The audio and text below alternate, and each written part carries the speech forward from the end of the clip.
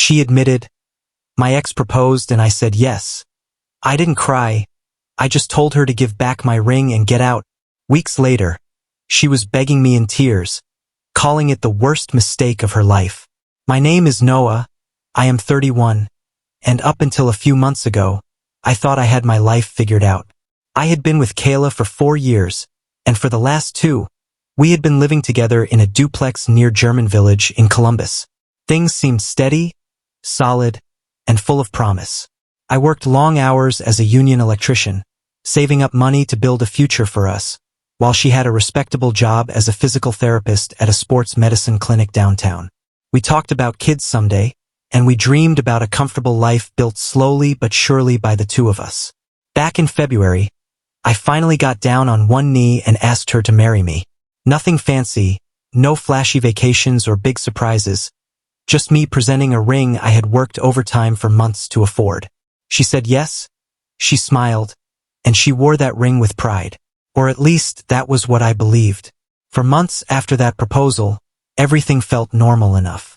Her mother was practically planning the wedding before the ink was dry on the engagement, already dreaming of a church ceremony next fall. My family was happy for us. Her family was happy for us, and I was focused on doing what I do best, working hard and preparing for our life together.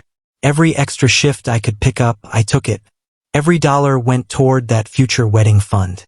I wasn't a man with grand gestures, but I was a man who believed in building a foundation strong enough to carry us through life.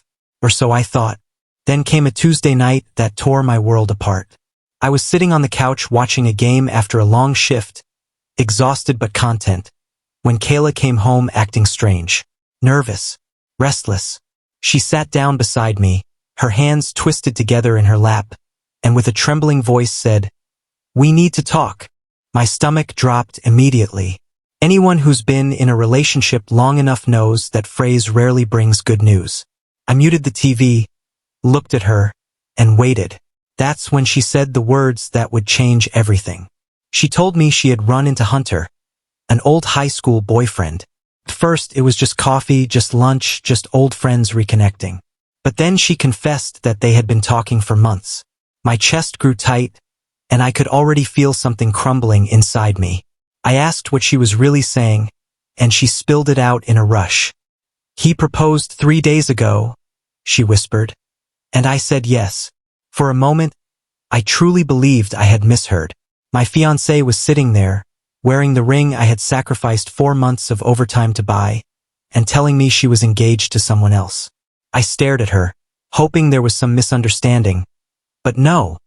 She looked at me with tears in her eyes and a strange glimmer of excitement, as if she expected me to congratulate her for finding her true destiny. I could barely speak, but the words came out harsh and clear. "Take off my ring." She blinked at me like she couldn't believe what I said, but I stood, my voice rising. "You don't get to wear my ring while you're engaged to someone else." Her hands shook as she twisted it off, and she tried to protest, begging me to let her explain. But there was nothing left to explain. She had chosen him. She had been sneaking around behind my back, and she thought nostalgia with a high school flame was more important than the life we were building. I took back that ring, told her to pack a bag, and walked out. When I returned an hour later, she was gone. That was the end of us. But her family didn't see it that way. Within days, my phone was blowing up with messages from her mother about destiny, about true love conquering all, about God's plan bringing Kayla back to her first love. Her father even called me immature for refusing to celebrate her new engagement, like I was the one who had betrayed something sacred. Meanwhile, I was staying at my sister Mia's spare room, trying to breathe, trying to keep myself together enough to work my shifts without falling apart. Mia listened when I needed to vent, and she told me I was doing the right thing, even when I kept second-guessing myself. The worst part was the doubt. How long had this really been going on? Did she start talking to Hunter 1 month after saying yes to me? Or had she checked out of our relationship long before? Every memory became a question mark. Every conversation replayed in my head looking for clues I might have missed. I felt like my whole future had been pulled out from under me. Weeks passed, and slowly, I tried to rebuild myself. I sold the ring back to the jeweler, used the money to upgrade my tools, and threw myself into work.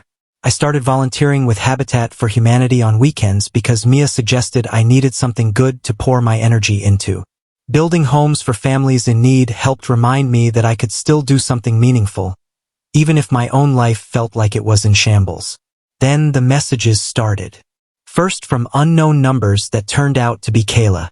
She had the nerve to ask me to help fund her wedding with Hunter, claiming they were short on money for the venue and catering. She even asked if I could use my union discount to secure their lighting setup. She expected me to pay for the celebration that marked the end of our relationship. The audacity was unbelievable.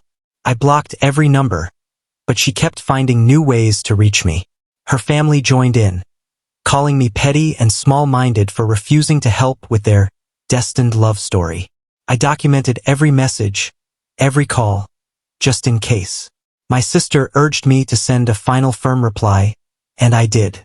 I made it clear that I would not be providing money or services for their wedding, and if they continued contacting me, I would pursue legal action. That stopped the harassment for a while. Months passed. I worked harder, took on leadership roles at work, and continued volunteering. Slowly, life felt manageable again. And then something unexpected happened. I grew close to Harper, a woman who coordinated the Habitat projects.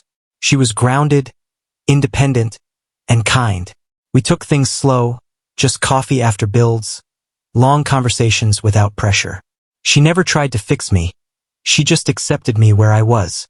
It felt like a breath of fresh air after everything I had endured. But of course, the past wasn't done with me yet. Kayla's perfect destiny, with Hunter shattered when she found out he was cheating on her with multiple women. The fairy tale crumbled. Police were called during a fight, and she returned to her parents' house with bruises and a broken engagement. Soon after, my voicemail filled again. Kayla begging, crying, apologizing. She wanted another chance. Claimed she realized too late that I was the stable, genuine man she had overlooked. She even showed up at my apartment door one morning while I was having coffee with Harper. Kayla looked worn out, pleading for me to take her back. But standing beside Harper, I finally saw the truth clearly. Kayla didn't miss me. She missed the security I represented. I wasn't her first choice. I was her backup plan. And I deserved better than that. I told her calmly that I forgave her for my own peace, but we were finished forever. She left in tears, realizing at last that some bridges burned too completely to ever rebuild. Now life feels different. I'm moving forward with Harper, talking about a future built on respect and equality instead of secrets and betrayal. Work is thriving, volunteering feels meaningful, and for the first time in a long time, I feel free. Because sometimes the hardest lesson to learn is that walking away isn't losing. It's finally winning. Like and subscribe for more stories of betrayal, justice, and new beginnings.